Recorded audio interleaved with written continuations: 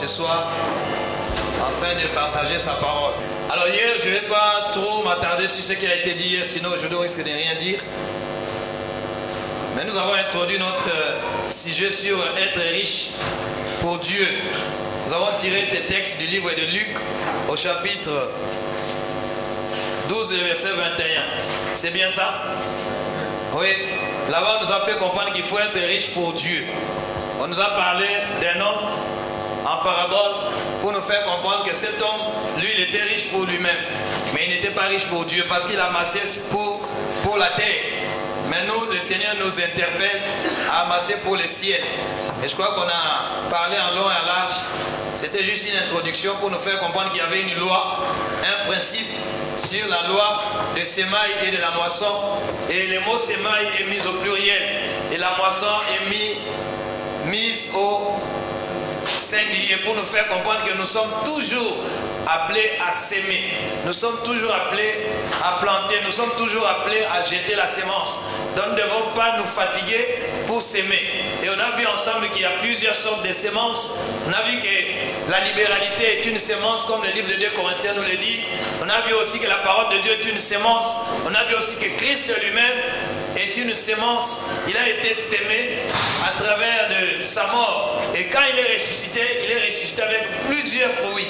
Donc nous comprenons que la sémence joue un rôle très important. On a vu aussi que Dieu a changé sa décision suite à ce que Noé avait fait. Noé a offert après être sauvé du déluge. Et Noé a été reconnaissant à l'égard de l'Éternel. On a vu ça dans le livre de Genèse au chapitre 8. Au verset 22, là, c'était pour nous faire comprendre effectivement là, cette loi, ces principes qui nous régit. Il y a toujours la loi de sémaille et de la moisson. Il y a toujours la loi de le jour et la nuit, le froid et la chaleur. On a vu ensemble qu'aussi longtemps que la terre va subsister, toi et moi, nous devons respecter, ou même la nature respecte. Si la nature arrive à respecter cette loi ou ces principes, à combien pour forte raison, nous qui sommes alors créés à son image, nous qui sommes des enfants de Dieu, sommes appelés à respecter, et ça ne dépend même pas de nous. Donc toi et moi, aussi longtemps que la terre va exister, nous sommes appelés à s'aimer. Et tu ne peux pas du tout récolter si tu n'as pas s'aimé. Il est le seul à récolter là où il n'a pas s'aimé. C'est Jésus.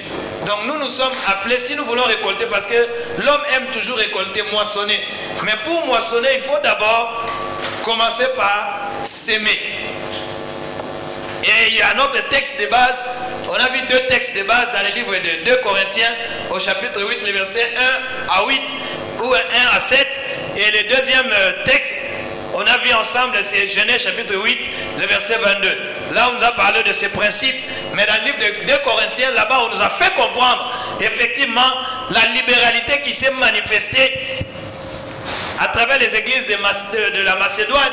Nous avons vu qu'il y a 2 églises, l'église de Philippe et l'église de Thessalonique. Ces gens-là avaient l'empressement. Et la Bible nous fait comprendre, ça c'est un texte qui me marque toujours. À chaque fois que je lis ces textes, il y a toujours quelque chose de nouveau. Là-bas, ces bien-aimés étaient empressés. Après avoir entendu leurs bien-aimés qui souffraient à Jérusalem. Or que nous savons tous que l'évangile que nous avons reçu nous vient de Jérusalem. Alors ces bien-aimés ont été reconnaissants. Ils ont été reconnaissants, ils ont reconnu que la parole qui a fait d'eux des enfants de Dieu, la parole qui a fait d'eux aujourd'hui des hommes et des femmes qui sont au-dessus des démons, c'est la parole qui leur est venue de Jérusalem.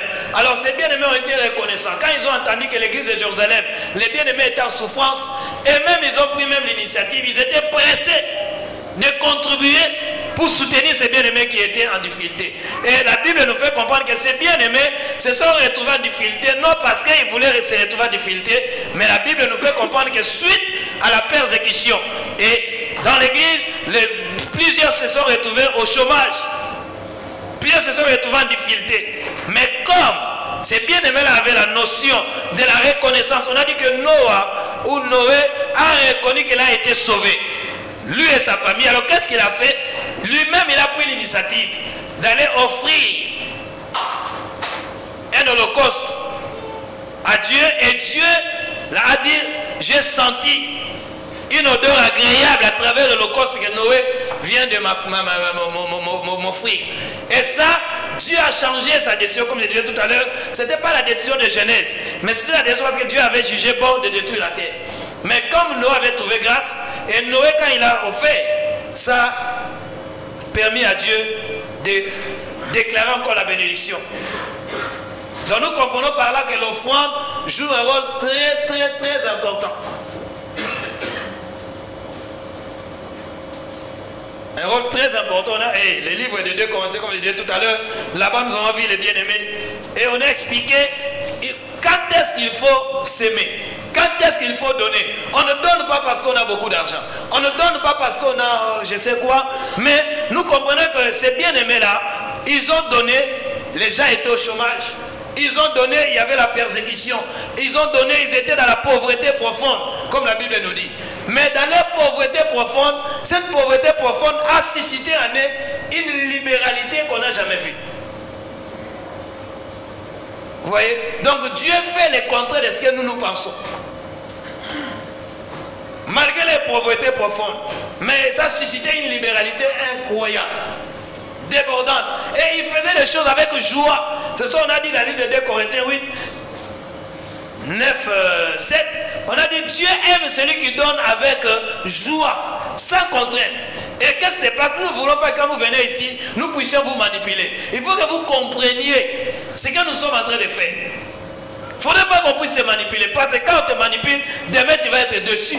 Tu vas dire on m'a manipulé. Et nous voulons que les gens qui ont déjà expérimenté, comme on avait dit hier, les gens qui ont eu une histoire avec Dieu. Quand tu as une histoire avec Dieu, tu donnes, tu ne te poses même pas de questions. Parce que tu ne le fais pas parce qu'on t'a stimulé. Non. Tu ne donnes pas parce qu'on t'a manipulé. Non. Mais tu donnes parce que tu es reconnaissant à l'égard de l'Éternel. Tu réalises ce que Dieu a fait. Il y a des jeunes gens de ta vie, de ton âge aujourd'hui, qui se retrouvent dans des situations compliquées. Il y a d'autres personnes qui sont mariées comme toi et moi, mais ils n'ont pas la paix dans leur couple. Il y a d'autres personnes de ton âge qui viennent même de décéder. Mais toi, tu es en bonne santé. Et il y a d'autres personnes qui se retrouvent aujourd'hui esclaves de la sorcellerie, esclaves de la magie, esclaves de ceci, cela. Mais toi, Dieu t'a fait grâce de les connaître. Il y a des gens qui sont déjà condamnés d'avance à aller en enfer. Mais toi, Dieu t'a fait grâce. Tu as compris qu'après ta vie que tu mènes sur la terre, tu iras vivre éternellement avec Dieu. Quand tu réalises ces choses, tu ne vas pas donner parce qu'on te manipule, parce qu'on te stimule. Non. Et effectivement, quand nous venons dans la prière du Seigneur, nous venons pour acquérir la connaissance. Tout ce que nous sommes en train de faire doit être conforme à ce que la Bible nous dit. C'est très important. Parce qu'aujourd'hui on t'a manipulé, demain tu vas te décourager. Et tu vas faire parce que les autres sont en train de le faire. Mais il ne faudrait pas que cela soit ainsi. Bon, bref, on a parlé de beaucoup de choses. Mais je suis obligé de passer à autre chose. Comme on le disait tout à l'heure, notre thème principal est être riche pour Dieu. Non pour nous, non pour se faire voir, mais nous voulons être riches pour Dieu. On avait expliqué ce qui est un riche. Un riche, c'est quelqu'un qui vit dans l'abondance. C'est quelqu'un qui a tout ce dont il a besoin. Mais la richesse, quand nous expliquons la richesse selon la Bible, nous comprenons que la richesse, c'est être dans l'abondance de toutes les vertus chrétiennes. Avoir l'abondance de toutes les vertus de Dieu. Et si tu as ça, tu comprends effectivement que, bon, je peux peut-être extrapoler, tu comprends que toi, normalement, si tu as bien compris les choses de Dieu, tu n'auras pas envié les païens. Tu n'auras pas du tout envié les païens. Aujourd'hui, nous voulons parler de l'amour parfait, mais je vais essayer d'être très très bref sur l'amour parfait, sinon on risque de ne pas finir. Comme on avait dit, il y a beaucoup de choses à dire sur être riche pour Dieu. Bon, ceux qui n'ont pas suivi l'introduction d'hier, ils vont acheter des CD. Nous voulons aujourd'hui parler plus, mettre l'accent sur cet esprit de maman. Mais nous ne pouvons pas parler de l'esprit de maman sans parler de l'amour parfait. Donc nous notons notre sous-thème d'aujourd'hui, l'amour parfait. Si Dieu nous fait grâce, nous verrons aussi comment les païens arrivent à arracher la bénédiction des chrétiens. Nous verrons aussi où se trouve la richesse de Dieu. Nous verrons aussi comment construire le temple de Dieu. Nous verrons aussi la vraie offrande. Donc, il y a beaucoup de choses à dire, mais nous essayerons de donner ce qu'il faut donner. Et s'il faut continuer prochainement, nous continuerons.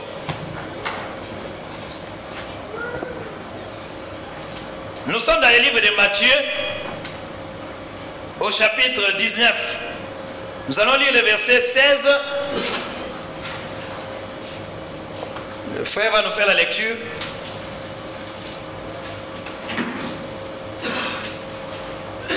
Je répète, nous voulons mettre l'accent sur l'amour parfait. On va essayer d'être bref pour entamer ne serait-ce cet esprit de maman qui ronge même nous qui nous disons hommes de Dieu, qui ronge même nous qui nous disons enfants de Dieu, qui ronge même les couples, qui ronge même les choix que les gens sont en train de faire dans la vie. Matthieu chapitre 19, nous commençons la lecture au verset 16. Et voici un homme s'approcha et dit à Jésus, « Maître, que dois-je faire de bon pour avoir la vie éternelle ?» Il lui répondit, « Pourquoi m'interroges-tu sur ce qui est bon? Un seul est bon. Si tu veux entrer dans la vie, observe le commandement. Lesquels, lui dit-il? Et Jésus répondit, tu ne tueras point, tu ne commettras point d'adultère, tu ne déroberas point, tu ne diras point de faux témoignages. Honore ton père et ta mère, et tu aimeras ton prochain comme toi-même. Le jeune homme lui dit, j'ai observé toutes ces choses. Que me manque-t-il encore? Jésus lui dit, si tu veux être parfait, va, vends ce que tu possèdes, donne-le aux pauvres, et tu auras un trésor dans le ciel. Puis viens et suis-moi. Après avoir entendu ces paroles, le jeune homme s'en alla tout triste, car il avait de grands biens. Jésus dit à ses disciples, je vous l'ai dit, en vérité, un riche entrera difficilement dans le royaume des cieux. Je vous le dis encore, il est plus facile à un chameau de passer par le trou d'une aiguille qu'à un riche d'entrer dans le royaume de Dieu. Les disciples ayant entendu cela firent très étonnés et dirent, qui peut donc être sauvé? Jésus le regarda et leur dit, aux hommes cela est impossible, mais à Dieu tout est possible. Amen. Amen. Ici on est en train de nous relater l'histoire que tous les chrétiens connaissent, ou les lecteurs de la Bible. On nous parle de ce jeune homme qui était riche. Vous voyez, c'est pour la raison de plus de parler de la richesse. Raison de plus. Ce jeune homme était riche. Et il observait tous les commandements de Dieu. Il allait régulièrement à l'église. Un riche, c'est quelqu'un qui possédait des biens. Il avait de l'argent, il avait le matériel. Mais ce jeune homme, il lui manquait une dimension. La dimension de l'amour parfait. Ou la dimension de la perfection. Parce que Dieu a donné le ministère pour perfectionner les saints. À chaque fois la parole du Seigneur est libérée, c'est pour ramener les saints à la perfection.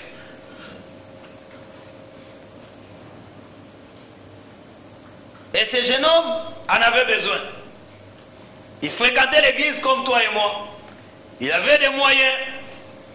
Mais ce jour-là, il s'est approché de Jésus pour lui poser la question. Qu'est-ce qu'un homme peut faire pour hériter le ciel? Jésus lui dit, tu dois respecter les 10 commandements. Il a dit, j'ai commencé à observer les 10 commandements. Moi, on m'a mené même à l'école de dimanche. J'ai observé les 10 commandements depuis mon enfance. Christ a dit, c'est très bien. Mais comme Jésus, c'est lui, il sonde le cœur et les reins. Là où les hommes ne voient pas, Christ les voit. Souvent, nous acclamons les hommes, mais ce ne sont pas des hommes qui sont acclamés par Dieu. Il y a d'autres personnes aussi que nous rejetons, mais le Seigneur les accueille. Pourquoi? Parce que lui, il connaît les fins fonds du cœur de tout un chacun de nous. Mais ces jeunes hommes, quand on les voyait à l'église, les gens étaient contents, ils disaient, oh, vraiment c'est un homme formidable. Malgré sa richesse, mais il vient à l'église. Mais ce jour-là, il a rencontré celui qui détient toute la science du monde. Celui qui détient toute la connaissance du monde. C'est Christ. Christ lui dit, ok, comme tu as observé la loi depuis ton enfance, maintenant je te demande d'aller vendre tout ce que tu as comme richesse. Vends cette richesse, ne viens pas me le donner. Mais prends cet argent, tu donnes ça aux pauvres. Et toi, tu me suis. Et après, tu seras parfait. C'est ça les mots qui nous intéressent dans ce passage aujourd'hui. Après, tu seras parfait. N'oublions pas le livre de Matthieu, chapitre 5. Jésus disait à ses disciples que nous sommes, soyez parfaits, car votre Père Céleste est parfait. Mais quand nous parlons de la perfection, comme j'avais dit hier, dans le livre de 2 Corinthiens 8, là on avait lu, Paul nous a fait comprendre que cette église de Corinthe, c'était une église qui était remplie de dons spirituels. Moi j'aime les dons spirituels, j'aime la prière, j'aime l'aspect spirituel dans l'église. Mais là Paul, on avait expliqué hier, que Paul, en tant qu'architecte, il a ramené l'équilibre dans l'église de Corinthe. Il a compris que cette église avait les dons spirituels. Les gens excellaient dans la foi. C'était le verset 8 ou 7. Les gens excellaient dans la foi, excellaient dans la connaissance, excellaient dans les choses de Dieu. Mais il leur manquait une dimension qui était de la bienfaisance. Alors il a dit, vous faites bien d'aimer toutes ces choses, l'église de Corinthe. Parce que quand nous lisons 1 Corinthiens 1, à partir du premier verset jusqu'au verset 5, là-bas nous explique que cette église était remplie de dons spirituels. C'est une église, quand tu rentres, tu sens que les gens prient comme amour et vérité. Nous prions. Comme amour et vérité, nous prêchons l'évangile. C'est une bonne chose. Mais nous avons aussi besoin d'amener la dimension de la bienfaisance dans l'église. La bienfaisance est synonyme de l'aspect des bonnes œuvres. De pratiquer les bonnes œuvres dans l'église. Et ça manque. Et on a vu Paul, il a étudié l'église de Corinthe, il a compris que non, l'église est déséquilibrée. On avait dit que Dieu c'est un Dieu d'ordre, un Dieu d'équilibre et un Dieu de priorité. Et Dieu voulait ramener l'équilibre dans l'église de Corinthe. Il a utilisé Paul pour leur faire comprendre que vous devez aussi exceller dans ce domaine. Cela veut dire qu'il a manqué la dimension de la bienfaisance. Dans cette église, avec tous les dons spirituels, mais il a manqué cette dimension-là. Or, qu'on avait dit exceller, c'est augmenter, c'est faire de mieux en mieux. C'est devenir meilleur. C'est ça l'exceller. Produire davantage. Donc, on a vu effectivement que dans cette église-là, il a manqué l'excellence dans cette dimension. Parce que le Dieu que nous prions, c'est un Dieu qui amène l'équilibre dans notre vie. L'église ne doit pas être bancale. Et c'est ce que Dieu a fait par la bouche de Paul. Et comme je disais tout à l'heure, ce jeune homme, il lui manquait une dimension. Mais d'ailleurs, la dimension qui lui manquait, c'était par rapport aux priorités de Dieu. C'était par rapport aux priorités de Dieu. Comme on l'avait dit hier, vous savez bien aimé, Dieu a ses priorités. Et toi et moi, nous devons connaître les priorités de Dieu. Il y a d'autres choses que nous faisons, c'est secondaire. Mais ce que Dieu veut, il veut retrouver ses priorités en toi, il veut retrouver ses priorités en moi. Et là, ce jeune homme, il a observé la loi. Mais quand le Seigneur lui a dit, va vendre et prends cet argent donne aux pauvres, toi suis-moi, c'est à ce moment-là que tu seras parfait. Alors nous croyons qu'être parfait, le seul obstacle qui peut empêcher l'homme, comme Ésaïe nous dit dans le livre d'Ésaïe 59, nous connaissons tous ces passages, que le péché nous cache la face de Dieu. Dieu n'est pas sourd pour entendre nos prières. Et sa main n'est pas trop courte pour nous sauver, mais ce sont nos obstacles, nos péchés qui mettent une séparation entre Dieu et nous. Nous connaissons ces passages. C'est une bonne chose. Et nous prêchons sur ça. Mais ici, on fait comprendre à ces jeunes hommes que pour être parfait, Jésus n'a pas parlé de péché. Donc la perfection dans ce contexte est liée à cet amour-là. C'est pour ça que nous parlons de l'amour parfait. L'amour, c'est le sentiment qui t'attache à l'autre. L'amour, c'est le sentiment qui t'attache à l'autre. Et comme c'est un amour parfait, donc c'est un amour normalement qui est comblé. Un amour qui t'amène dimension très élevée. Et c'est un amour qui t'amène à la maturité. C'est un amour qui te permet d'être mûr. Parce que la perfection, c'est la maturité. Quand nous définissons la perfection par rapport à Ephésiens chapitre 4, partie du verset 11, là-bas on nous explique qu'on a de les ministères. C'est pour ramener les chrétiens à la maturité. Mais ce jeune homme, il lui manquait cette maturité-là. Mais les gens pouvaient l'acclamer. Mais quand Christ lui a dit, va faire ça, la condition de la perfection pour ce jeune homme, c'était de vendre tout ce qu'il avait. Mais quand Jésus lui a dit, le jeune homme est parti triste pour ne plus revenir. Et c'est là où nous comprenons qu'il y a un souci. Il y a un grand souci. Il était riche, mais il n'était pas riche pour Dieu. Mais on l'a appelé un jeune homme riche.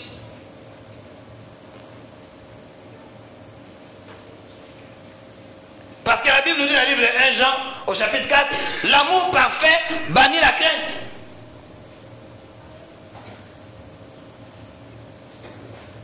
Mais ce jeune homme n'avait pas l'amour parfait. En d'autres termes, son cœur n'était pas attaché à Dieu. Et quand nous expliquons l'attachement, tu ne peux pas t'attacher si au préalable, tu ne t'es pas détaché de ce qui te lie. Donc il fallait d'abord que le jeune homme se détache de ses biens. Mais, parce que Christ nous sonde, on peut tromper les hommes, mais on ne peut pas tromper Dieu. Jésus a touché là où ça fait mal. C'est pour ça que quand tu viens à l'église, normalement la parole doit toucher là où ça fait mal. Si toi tu viens à l'église, la parole ne touche pas là où ça fait mal, ça dit qu'il y a un souci. C'est comme ça que Dieu nous perfectionne. Mais le jeune homme était devenu triste. Il a dit non, comme je dis souvent, ça c'est une équation à 1000 inconnus. C'est pas croyable. Non, je ne reviendrai plus. Pourquoi? Parce que son cœur était attaché à ses biens. Bien-aimé, Dieu n'a pas besoin de nos biens. Mais Dieu, si vous regardez dans la vie de ce jeune homme, Dieu n'avait pas besoin de ses biens. Mais ce que le Seigneur recherchait, c'était son cœur. Dieu ne cherchait pas les biens de ses... La preuve en est que Christ lui a dit, va vendre tout ce que tu as. Cet argent, prends-le, tu donnes aux pauvres. Et toi maintenant, suis-moi. Jésus n'avait pas besoin de son argent. Mais il avait besoin de son cœur. Parce que si notre cœur est gagné, notre argent aussi est gagné. Si ton cœur est gagné, tout ce que tu as est gagné. Souvent, nous faisons l'inverse. Nous voulons gagner ton argent. Mais si ton cœur n'est pas gagné, on n'a rien fait. Et c'est ce que Christ a fait dans la vie de ces jeunes hommes. Il a dit, bon, va vendre tout ce que tu as. Tu as dit que tu observes la loi. Vous savez, des fois, il y a ce qu'on appelle la monotonie, la routine, les traditions. Or que la Bible nous dit que la tradition, bien aimé, anéantit la puissance de la parole. La tradition. Tu as l'habitude, parce qu'on t'a amené à l'église.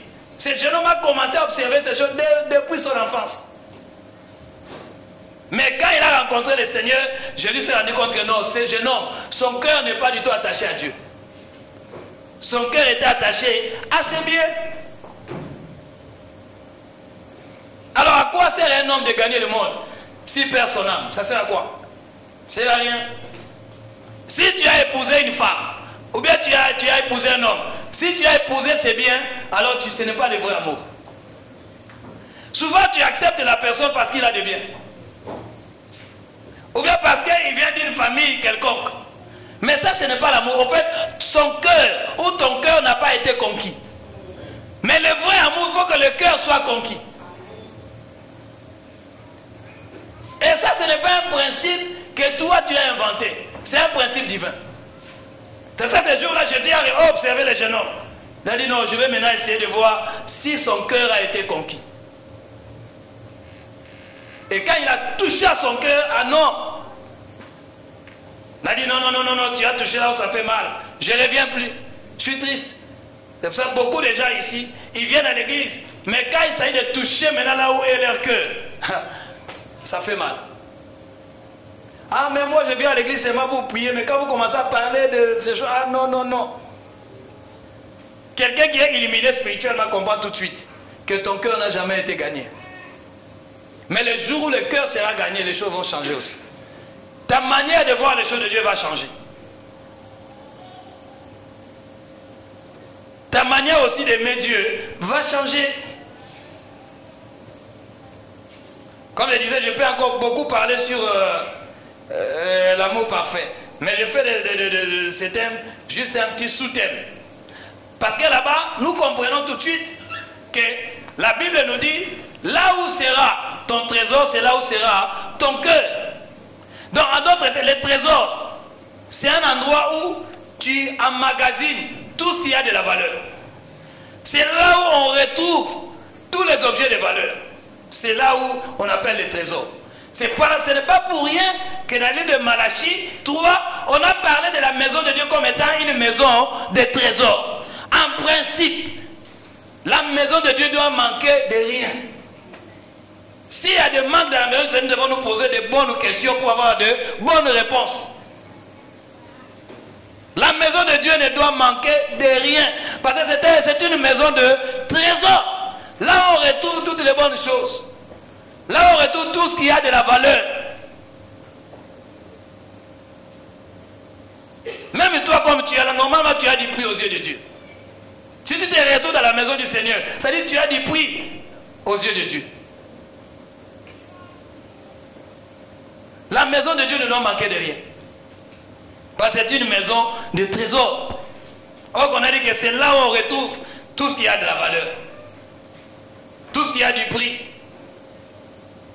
Mais nous souvent, nous mettons tout ce qui a de la valeur, tout ce qui a du prix chez nous. Mais on pense rarement à la maison de Dieu. Et j'aimerais parler un peu de l'attachement, si le temps nous le permet. Je disais tout à l'heure que ce jeune homme, son cœur n'était pas attaché à Dieu. Était attaché à ses biens. Et quand on a touché là où était son cœur, alors c'était la tristesse totale.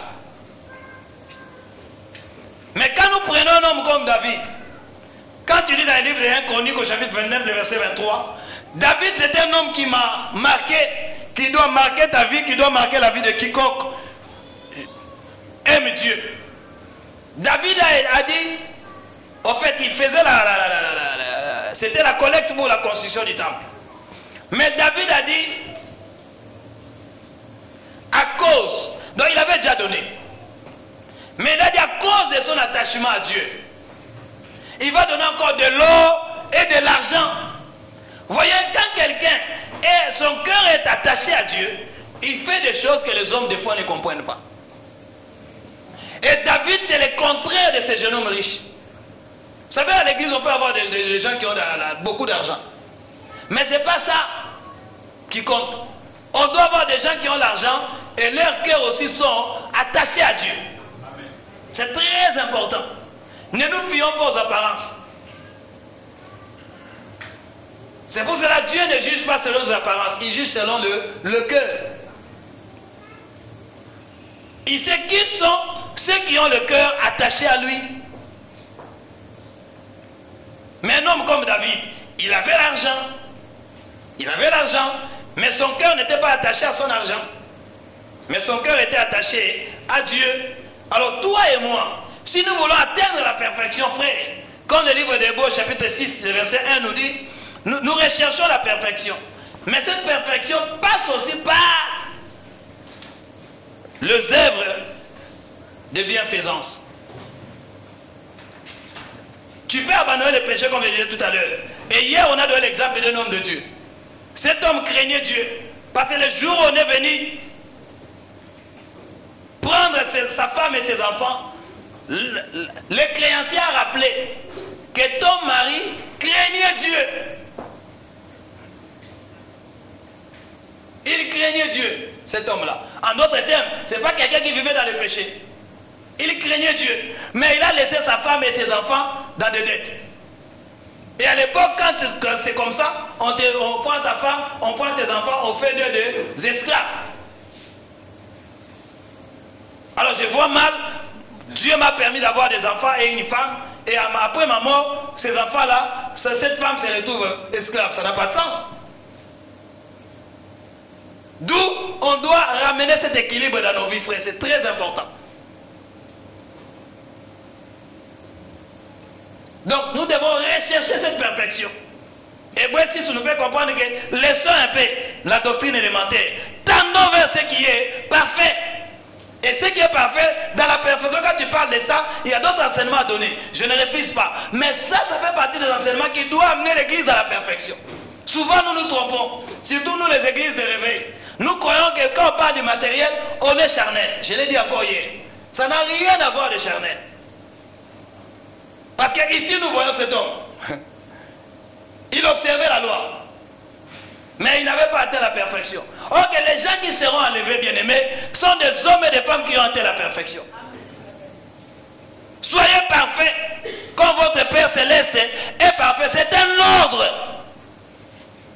Pour toi, pour moi. Nous sommes appelés à atteindre la perfection. Et la perfection passe par là. Je n'invente rien. Ce n'est pas moi qui l'ai dit, c'est Christ. Il l'a dit clairement à ces jeunes hommes.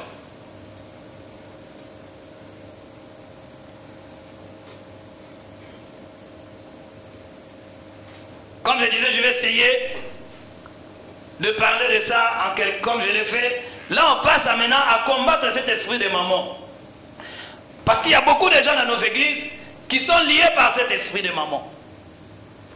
Mais comment faire? Est-ce qu'il faut faire des prières de délivrance?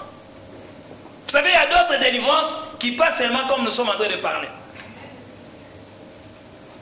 Parce que la parole, la Bible nous dit, vous connaîtrez la vérité. Et la vérité vous affranchira. Et si le Fils vous affranchit, vous serez réellement libre. Nous voulons parler de maman. L'esprit de maman. Notre texte de base, nous prenons ça dans le livre de Hébreux, au chapitre 13, verset 5. Et Matthieu, chapitre 6, verset 24. Je répète. Je vais commencer par Hébreux, je vais commencer aussi par Matthieu. Matthieu, chapitre 6, verset 24. Et puis Hébreux, chapitre 13, verset 5.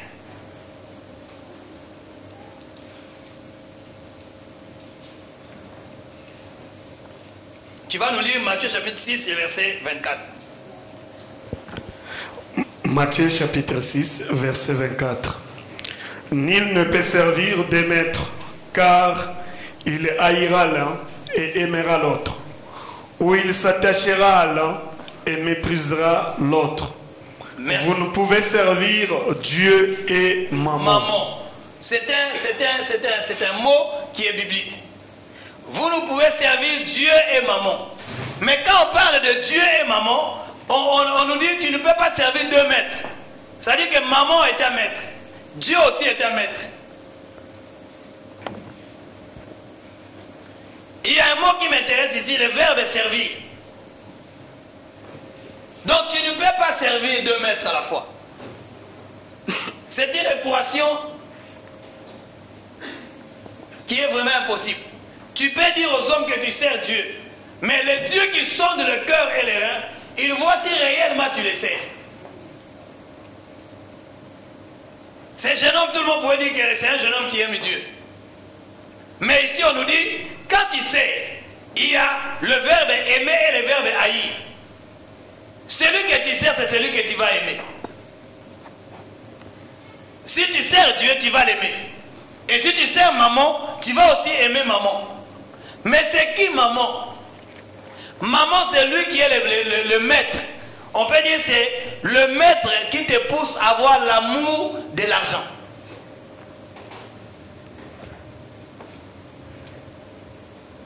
Maman, c'est ces démons-là, s'il ne faut pas utiliser les mots démons, parce que dans les églises évangéliques, il faut parler beaucoup plus de démons. C'est les démons qui te poussent à aimer l'argent. Voilà. Et c'est un démon, bien aimé, qui est très très méchant. Ce démon-là a fait qu'aujourd'hui d'autres personnes ne peuvent pas rester en couple. Il y a des gens qui ne peuvent pas du tout vivre tranquille dans leur famille. Et dans les églises, n'en parlons même pas. Et c'est un démon qui est en train de ravager le monde. Il y a des jeunes filles qui donnent leur corps parce qu'elles sont poussées par maman. Maman est en train d'agir. Il y a des jeunes filles qui sont des étudiantes, mais qui vendent leur corps. Il y a des femmes qui cassent leur mariage, des hommes qui cassent leur mariage à cause des mamans. Donc c'est un démon qui est puissant. Et il ne faut pas les sous-estimer. Et nous sommes là en train de les dénoncer.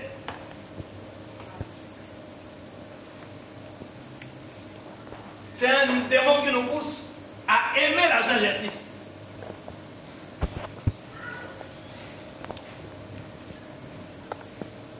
Ces démons-là nous poussent à aimer l'argent. Dans le monde, on nous a appris, je ne sais pas si c'est à l'école, que l'argent est un bon maître, mais un mauvais serviteur. Même les gens du monde, bien aimés, nous devons faire attention, comme j'avais dit hier. Les fils des ténèbres sont devenus plus intelligents que ceux de la lumière. En d'autres termes, même les gens qui sont dans le monde comprennent que quand tu as pour maître ou pour Dieu même l'argent, frère, tu as de sérieux problèmes. Même le monde, c'est ça. C'est un bon maître, mais un mauvais serviteur. Pardon? Un bon serviteur, mais un mauvais maître. C'est ça? C'est ce que je dis, non? Bon, bref. Donc, pour dire que c'est un maître, parce qu'ici, ça justifie effectivement. Ça confirme que c'est un maître. Mais ce n'est pas l'argent, c'est plus maman. Là, on nous explique ici que ce maître-là s'appelle maman. On nous dit, tu ne peux pas servir. Vous savez, quand Dieu même a décidé de libérer les peuples de l'esclavage, le souci de Dieu, frère, c'est pour ça que nous le disons souvent, nous ne venons pas ici pour croiser les bras, chauffer les chaises et puis rentrer chez nous. Non. Quand Dieu te délivre, quand Dieu me délivre, l'objectif de Dieu est que tu sois à son service. Ça, il faut que ça soit retenu dans l'esprit de tout un chacun. Frère, tu ne peux pas venir à l'église, tu dis, moi, comme j'ai eu beaucoup de problèmes dans les communautés, je vais à l'église, j'écoute la parole, je rentre. Non. Non, tu es dangereux. Tu es suspect.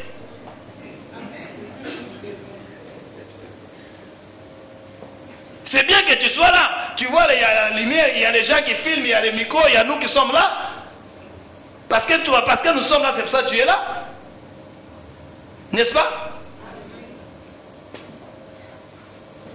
Hier, on a dit être riche pour Dieu. Être riche pour Dieu, ça dit que tu dois comprendre que si tu vis aujourd'hui, parce que l'autre est là. Je donne l'exemple d'un commerçant. Tu peux être un grand commerçant, tu as beaucoup de biens. Tu as de la marchandise. Mais s'il n'y a personne ici, tu ne vas pas vendre.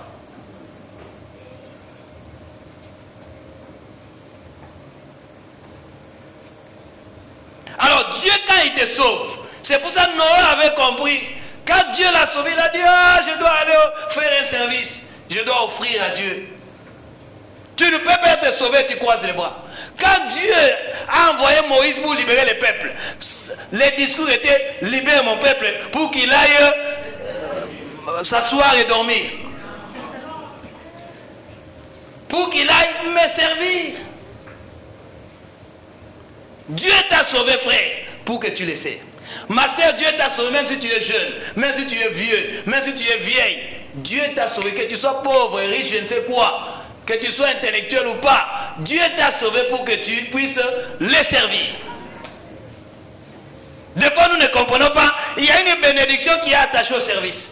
La Bible dit, celui qui m'honore, mon Père aussi l'honorera.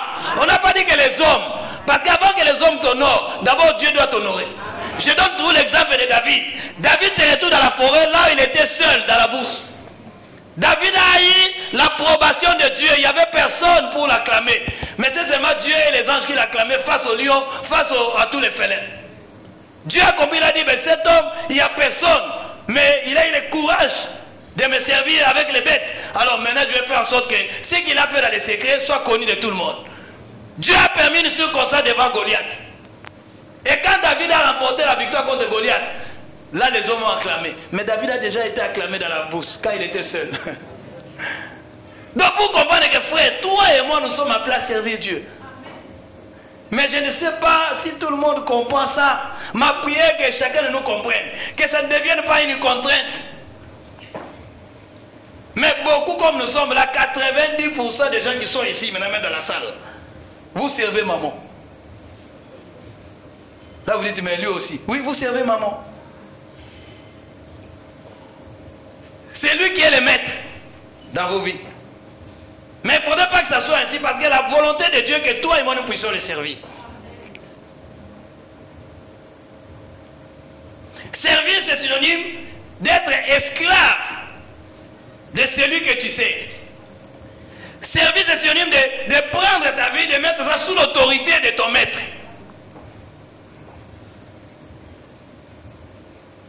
Celui qui sait reconnaître que j'ai mis ma vie sous l'autorité du maître.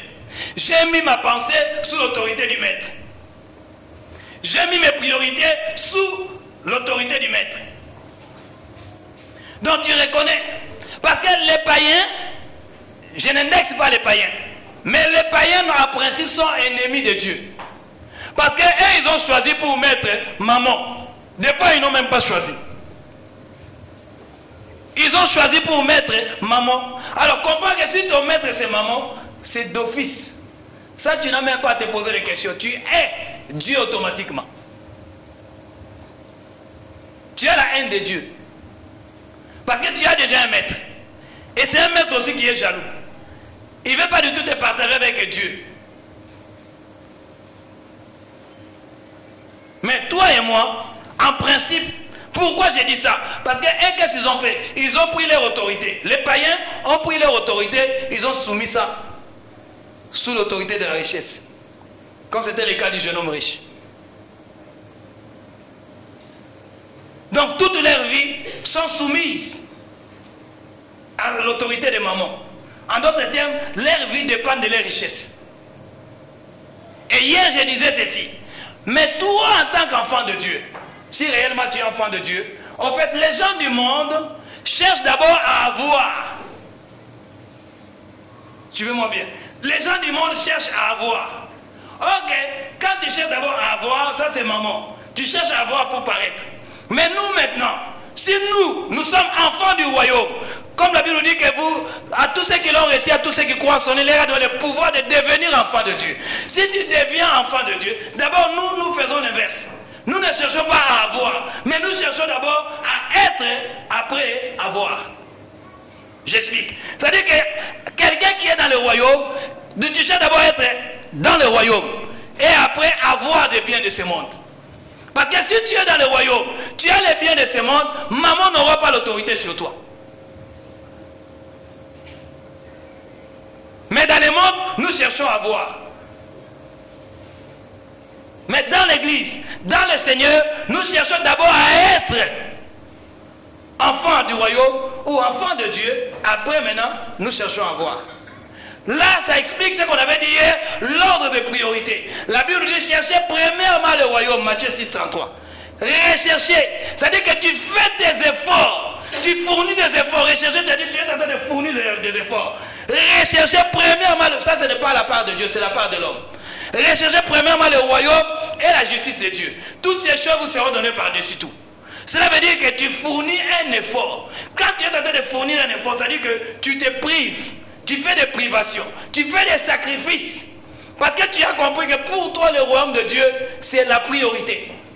Alors maintenant, dans le monde, qu'est-ce que nous faisons? Où les gens qui sont possédés par maman, ils font aussi pareil. Mais maintenant, ils le font pour satisfaire leur maître qui est maman. Parce qu'ils sont en train de les servir. En fait, ils se privent. Ils font des privations, des sacrifices. Ils risquent même leur vie pour avoir l'argent.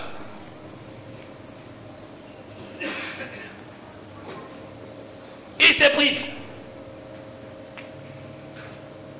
Ils font des efforts. Parce qu'ils ont fait de maman leur priorité. Ok.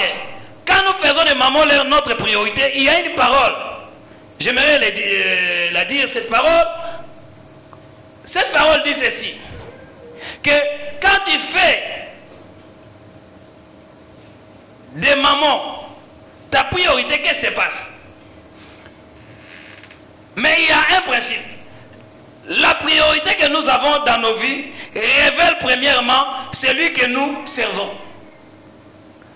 Je répète, la priorité que nous avons dans nos vies, ça révèle celui que nous servons. Les gens peuvent croire que tu es en train de servir Dieu. Mais la priorité que tu as dans ta vie, ça révèle maintenant le vrai maître que tu es en train de servir. Les gens peuvent voir que tu es en train de servir Dieu, je le répète. Mais la priorité que tu as, ça doit révéler celui que tu sers. Révéler, c'est ressortir quelque chose qui est caché. Que même les hommes ne connaissent pas. Même toi-même, tu ne connais pas. Mais comme tu as fait de l'argent ta priorité, frère, maintenant ça révèle que tu ne sers pas Dieu, tu es en train de servir maman. Et comme tu as fait cette priorité que tu as dans ta vie, ça révèle premièrement celui que tu sais, et en second lieu, cette priorité-là, ça révèle aussi où est attaché ton cœur. Ça révèle deux choses. Ça révèle celui que tu sais, et ça révèle aussi où se trouve ton cœur. C'est pour ça que Christ a dit à ce jeune homme, va vendre. Et après, suis-moi. Tu vas emmagasiner dans les royaumes des cieux, ou dans un trésor céleste. Mais ce jeune homme était dans l'incapacité. Donc si nous aussi, nous faisons des mamans notre priorité, donc ça révèle. Ça révèle celui que tu sers. Ou si nous faisons de l'argent notre priorité, ça révèle celui que tu sers. Et non seulement ça révèle celui que tu sers, ça révèle aussi où se trouve ton cœur. Maintenant tu peux te poser la question. Ta priorité, ça révèle celui que tu sais. Ta priorité révèle où se trouve ton cœur. Où se trouve notre cœur? Tout à l'heure, on a dit notre cœur doit être attaché à Dieu. Et David n'a pas dit que moi, mon cœur est attaché à Dieu. Mais sa manière de vivre, sa manière de faire, a révélé où se trouvait son cœur. Là où se trouve ton trésor, frère, c'est là où se trouve ton cœur. Et c'est quoi aujourd'hui ton trésor?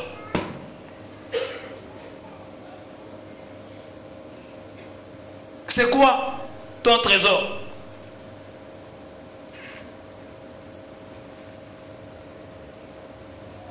Si c'est lui qui est le maître, maman, alors aujourd'hui il faudrait dire à ce maître, c'est fini. Parce que c'est un esprit. Un démon, c'est un esprit. On ne voit pas comme ça, je suis ton maître, je te conduis. Mais dans ta manière de faire les choses. Tu verras les gens pour chercher l'argent. S'il faut se lever à 4 h du matin, il va se lever. Mais pour se lever à 4 h du matin pour Dieu, je suis fatigué.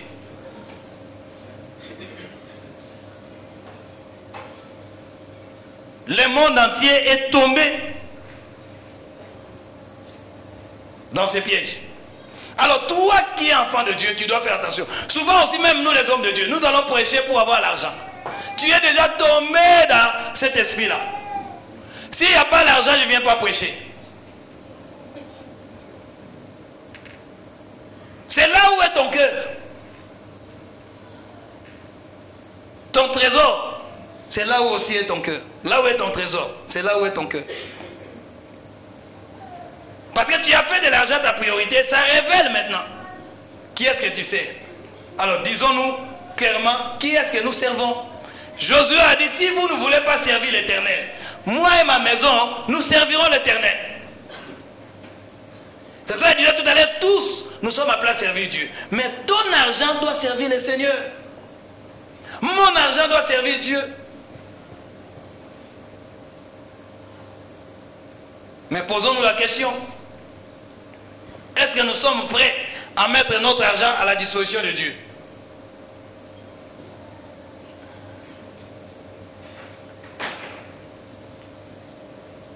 Nous sommes prêts à mettre notre argent à la disposition de Dieu.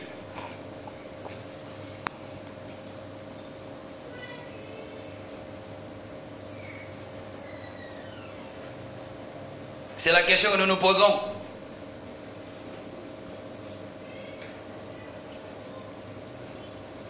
Qui sers-tu? Et ici nous comprenons sers Dieu, qu'est-ce qui se passe? Il y a ce qu'on appelle l'idolâtrie.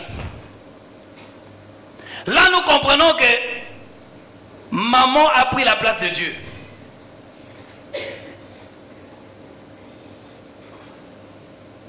Cela veut dire que l'amour de l'argent a pris place. Là où Dieu devait occuper, c'est maintenant maman qui l'occupe.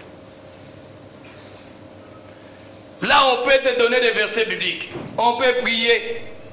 Mais toi, ta priorité, c'est l'argent. Ce qui t'intéresse, c'est l'argent.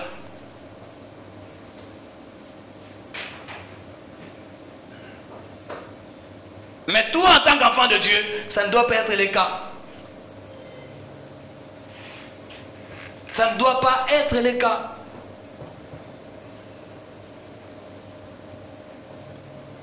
C'est pour ça que nous avons du mal à prendre notre argent, à mettre ça au service de l'église. Quand Paul est en train de parcourir des églises, Paul a dit quelque chose, il a dit, servir Dieu. En fait, Paul est allé collecter l'argent. Mais il a dit, quand nous lisons Romains chapitre 15, verset 25,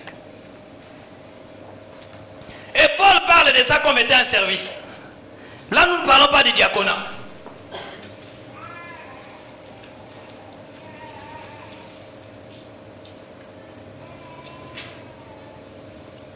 Ah, Zacharie va nous accorder même 15 minutes parce que là, j'ai tellement d'exemples à donner sur maman, mais bon. Bon, on m'a rappelé encore, il y a grève des trains. Romains chapitre 15, verset 25. Maintenant, je vais à Jérusalem pour servir, pour les services de saints. Voilà. Je vais à Jérusalem pour le service des saints. Là, Paul n'est pas allé pour aller seulement prêcher. Non. Là, Paul fait allusion à l'argent qu'il devait collecter.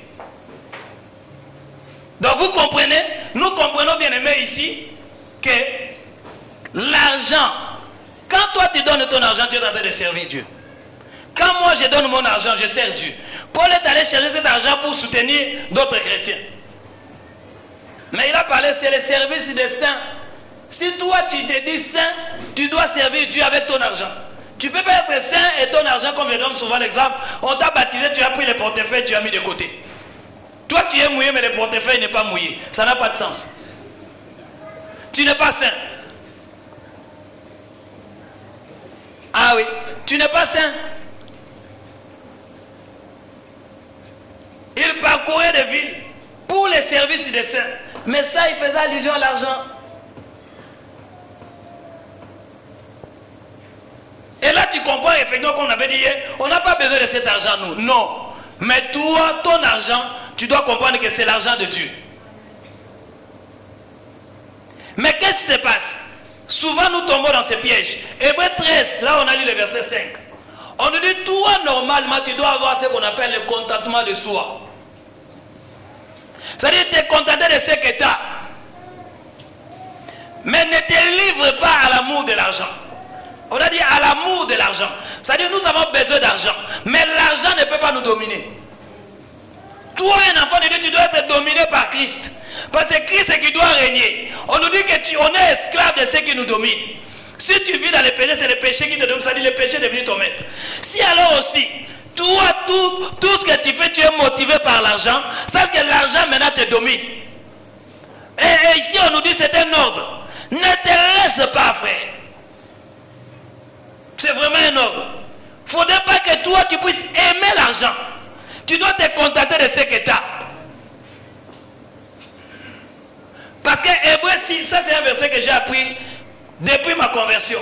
Et ça nous a épargné de beaucoup de choses. 1 Timothée chapitre 6, le verset 10. Là-bas on nous dit ceci. L'amour de l'argent est la racine de tous les maux.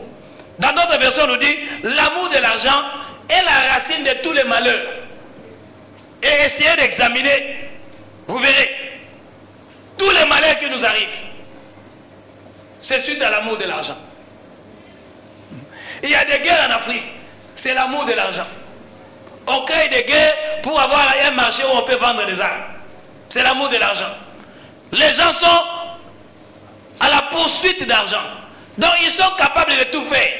S'il faut même éliminer toute une tribu, ils vont le faire pour avoir l'argent. Alors toi, un enfant de Dieu, on nous dit tu dois faire attention. Et toi-même un homme de Dieu. Moi j'ai une relation, quelqu'un m'a proposé des choses ici à l'hôtel Concorde de Lafayette. Mais c'est une autorité d'Afrique. Mais quand il commençait à me parler, il m'a parlé, il a dit Eric, si tu acceptes, regarde, je vais faire ça, je vais te sortir des papiers officiels. J'ai dit oui. J'ai dit oui, c'est une bonne chose, mais laisse-moi le temps de réfléchir. J'ai compris, j'ai discerné, j'ai compris que non, je dois me contenter de ce que j'ai. J'ai compris qu'il y a un piège. Il y avait un piège. Je pouvais dire que Dieu c'est une bénédiction, mais j'ai compris qu'il y avait un piège derrière. J'allais plus poursuivre l'argent que poursuivre Dieu. L'amour de l'argent, bien aimé, ça se manifeste pas comme ça, j'aime l'argent. Non. C'est pour ça que toi-même en tant qu'enfant de Dieu, il faut savoir ce que tu vas dire. Ne dis pas n'importe quoi, ne dis pas moi j'aime l'argent. J'ai besoin d'argent, mais j'aime pas l'argent, j'aime Dieu. Mais il y a des gens qui aiment l'argent.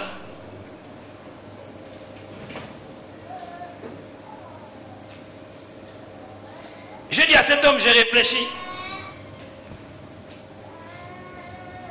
Et là-bas, on met l'accent sur les hommes de Dieu. On a dit, toi, homme de Dieu, fais attention, ne poursuis pas ces choses. Plusieurs qui ont cherché à s'enrichir, ils sont tombés dans le piège. C'est pour ça qu'aujourd'hui, nous avons des églises, bien aimées. Nous appelons ça église. Mais en principe, ce n'est plus une église. C'est là où les gens ont compris qu'il faut manipuler les chrétiens. Les chrétiens sont des imbéciles. Excusez-moi, j'ai dit imbécile parce que je vais expliquer. Le mot imbécile veut dire quoi? Les chrétiens sont des imbéciles. En fait, les gens qui sont faibles d'esprit. Un imbécile, c'est quelqu'un qui est faible d'esprit. Mais toi, frère, tu ne dois pas être un imbécile. Tu dois avoir un esprit fort. Parce que tu as le Saint-Esprit en toi. Amen. Tu ne peux pas être manipulé par qui que ce soit. C'est pour ça qu'on donne ces enseignements, frère. Même pour notre opération temple. Nous ne voulons pas que tu donnes parce que nous te bousculons à donner. Non, que tu comprennes que si je donne mes 1000 euros, parce que je suis en train de servir Dieu avec mon argent. Amen.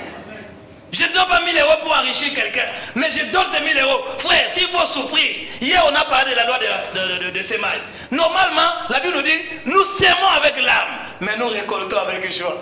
Laisse-moi te dire, frère, quand tu sèmes, ça fait mal. Le cœur saigne, mais il faut d'ailleurs que le cœur saigne. Il n'y a rien pour rien. Donc tu ne donnes pas parce qu'on t'a manipulé, non. Tu donnes parce que tu te dis non, moi je dois servir Dieu. Parce qu'il y a beaucoup de choses à dire, comme je disais. Nous verrons même les païens comprennent les principes divins que les chrétiens ne comprennent pas. Surtout les gens qui se disent trop spirituels. Moi je peux me dire que tu es spirituel, mais si dans ce domaine, tu n'excelles pas, frère, tu n'es pas spirituel. Je suis désolé de te le dire. Tu dois exceller aussi à ça. Parce que si le monde est sauvé, c'est à cause de cet aspect-là. Christ n'a pas dit je vous aime et il reste sur son trône. Non, quand il a dit je vous aime, il a accepté de se dépouiller. Il a accepté de se sacrifier. Nous aussi, nous devons nous sacrifier pour Dieu. Si nous faisons des sacrifices pour les gens qu'on aime, tu peux faire des kilomètres, tu peux quitter ici. Comme tu es tombé amoureux de quelqu'un qui est en Afrique, tu vas faire 8000 kilomètres. Et tu pourrais faire 8000 kilomètres pour Jésus. Tu vas donner des raisons, vous savez, je sais si c'est là, c'est compliqué. Tu n'aimes pas. Quand on aime, on ne compte pas. L'amour n'a pas de distance. Et Dieu veut que cet amour-là soit l'élan de notre cœur. N'aimons pas l'argent, frère.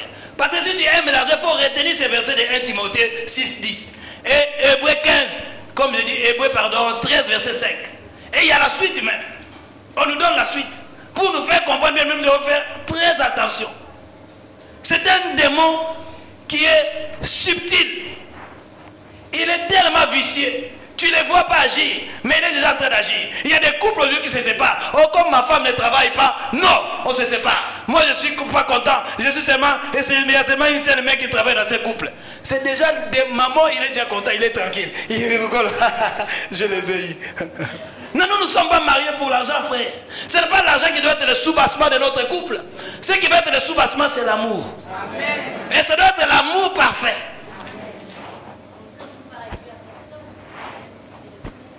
Ah.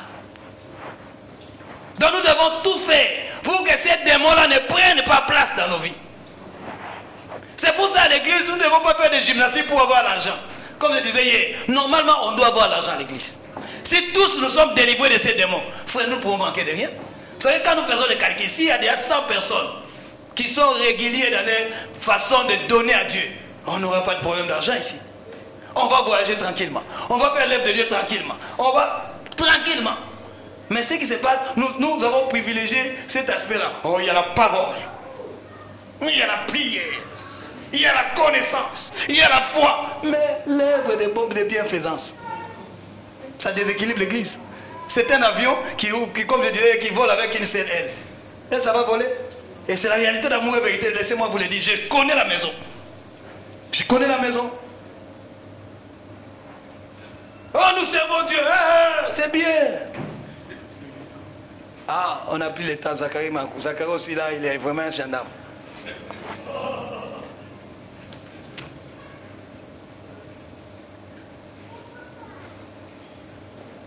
Est-ce que vous avez compris derrière le peu là? Je viens de m'arrêter là.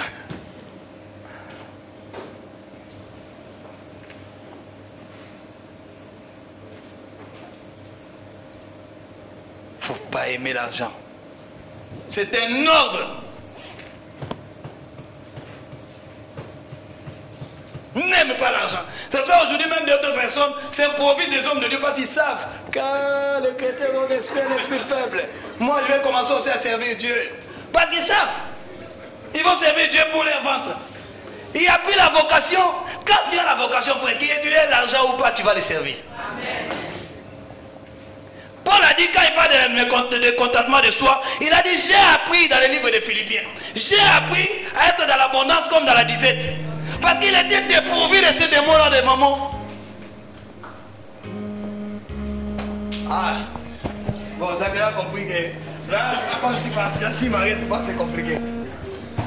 Les trains aussi, les trains. Il faut beaucoup prier quand nous avons ce genre de réunions.